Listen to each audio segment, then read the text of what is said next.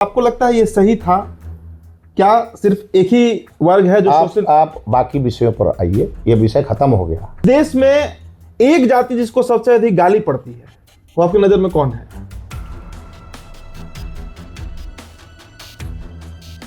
और यह विषय जहां से उठा जी, और जिस कारण उठा, यह शुद्ध रूप से पॉलिटिकल कारण है कि सुदामा जी तो ब्राह्मण थे और गरीब थे, लेकिन उनके दोस्त कौन थे? किशन कन्हैया थे।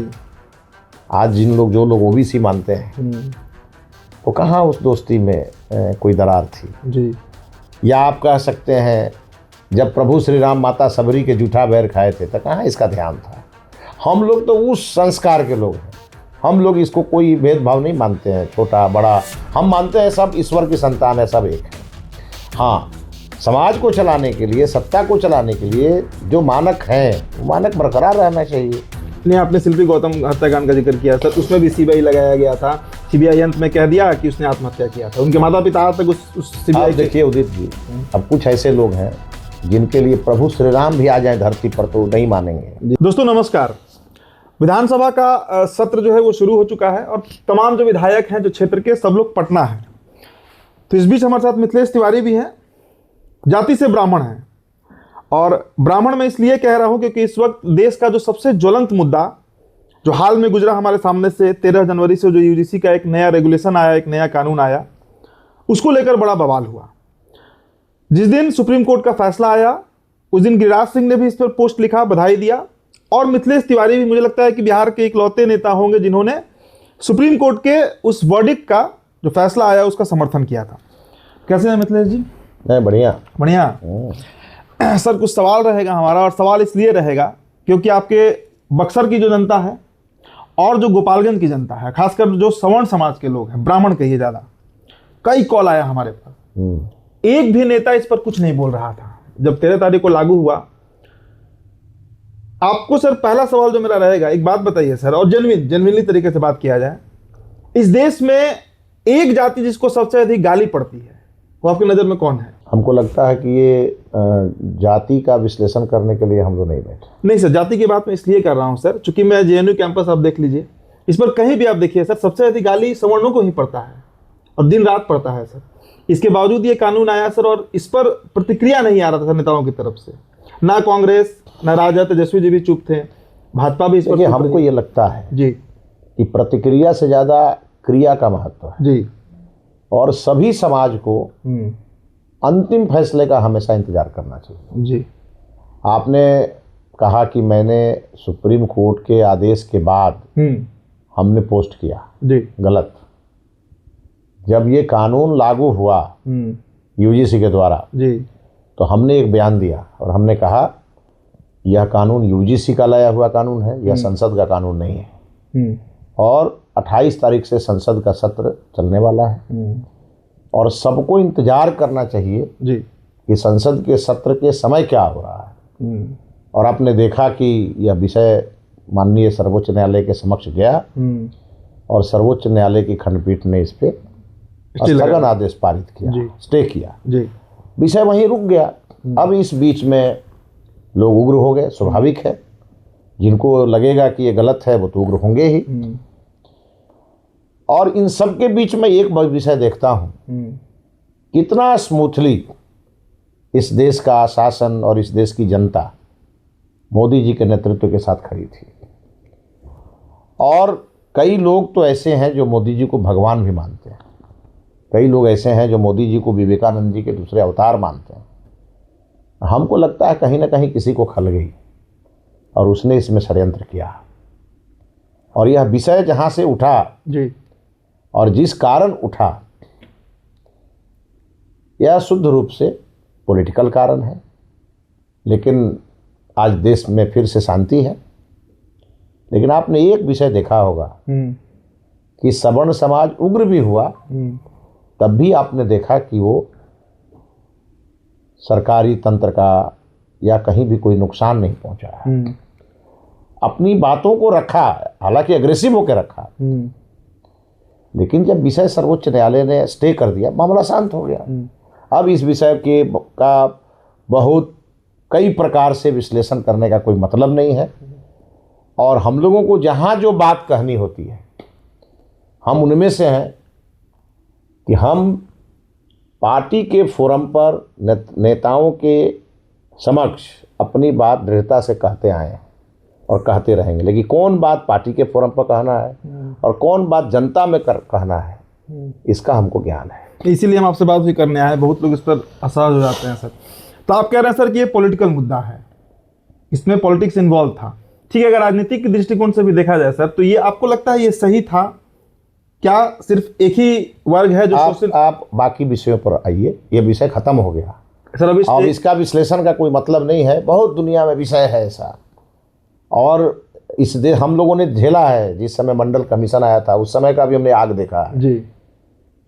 और आज हम लोग देख रहे हैं कि आज किसी भी समाज के साथ कोई भी अपीजमेंट नहीं हो सकता है, इस बात की गारंटी है। अपीजमेंट जब नहीं हो सकता है सर, फिर भी ये लाया गया सर। अरे भाई, लाया गया तो स्टे हो गया ना, अभी विषय खत्म हो जाना चाहिए। बाकी विषयों पर बात कीजिए ना।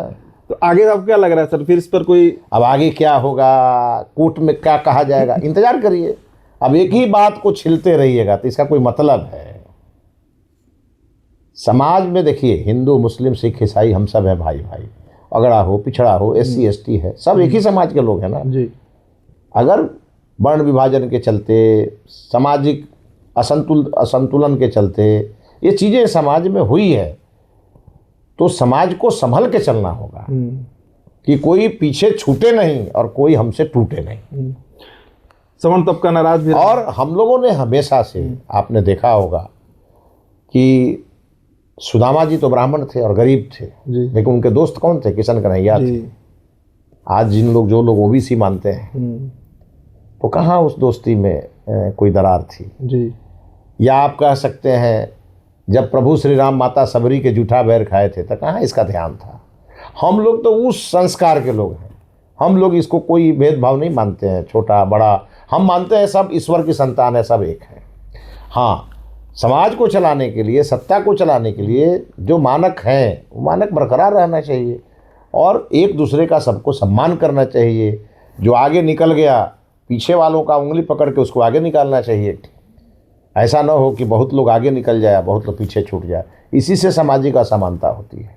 और हमारे आराध्य पंडित दीनदयाल उपाध्याय जी ने हम सबको मंत्र दिया है अंत्योदय का।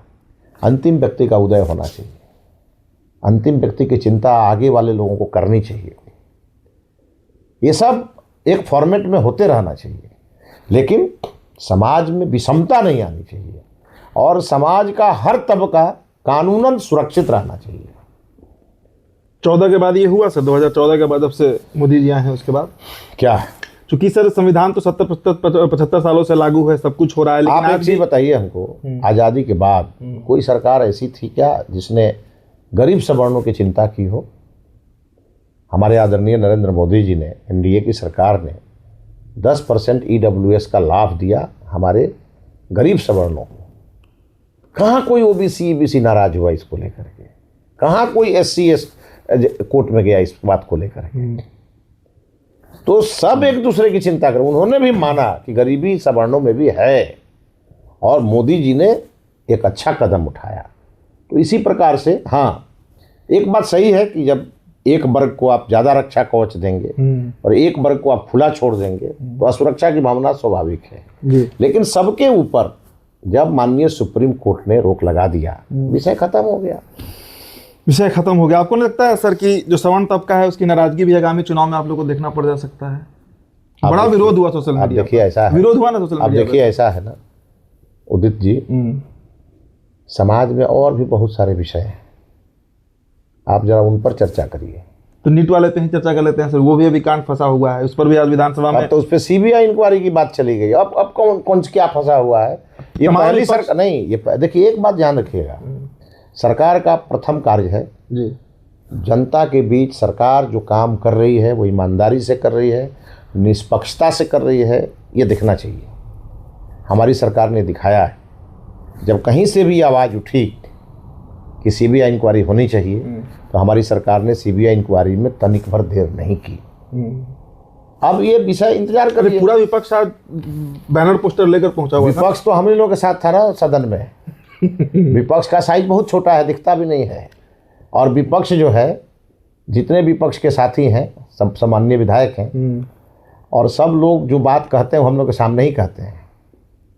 और जो कहते हैं, जैसे उनको कहा जाता है कि चंपा विश्वास याद है ना, शिल्पी गौतम याद है ना, बस उनका मुंह है बंद हो जाता है। सर उस समय भी शिल्पी लेकिन मैं आपको बताऊं, हमारी सरकार में बेटियां सुरक्षित रहेंगी, बेटियां सुरक्षित हैं।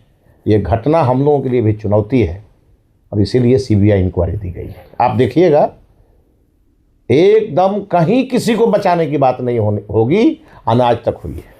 नहीं, आपने शिल्पी गौतम हत्याकांड का जिक्र किया सर, उसमें भी सीबीआई लगाया गया था। सीबीआई अंत में कह दिया कि उसने आत्महत्या किया था। उनके माता पिता आज तक उस सीबीआई आप देखिए उदित जी, अब कुछ ऐसे लोग हैं जिनके लिए प्रभु श्री राम भी आ जाए धरती पर तो नहीं मानेंगे जी। उन लोगों का कोई इलाज हम लोगों के पास नहीं। ये निष्कर्ष तक पहुंचेगा सर ये मामला?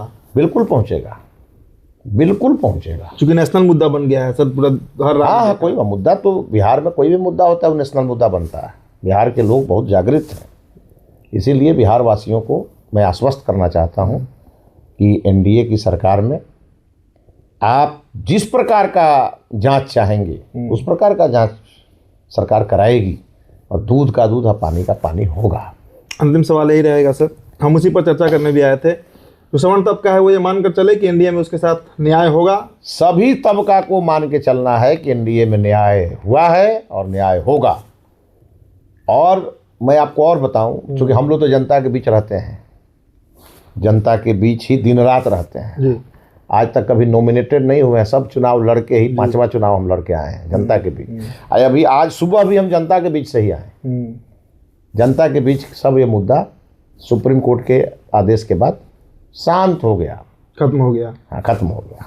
चलिए, तो मिथिलेश तिवारी थे दोस्तों, हमारा चर्चा इसलिए जरूरी था क्योंकि आप ही का आग्रह था कि किसी विधायक से इस पर पूछा जाए, तो बता दिया गया कि जो होगा वो सर्व हित में होगा, सबके हित में होगा। सर्वजन हिताय सर्वजन सुखाय, सर्वजन हिताय सर्वजन सुखाय, ये देश की आत्मा की आवाज़ है।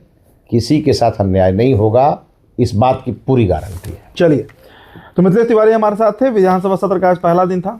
बहुत बहुत शुक्रिया।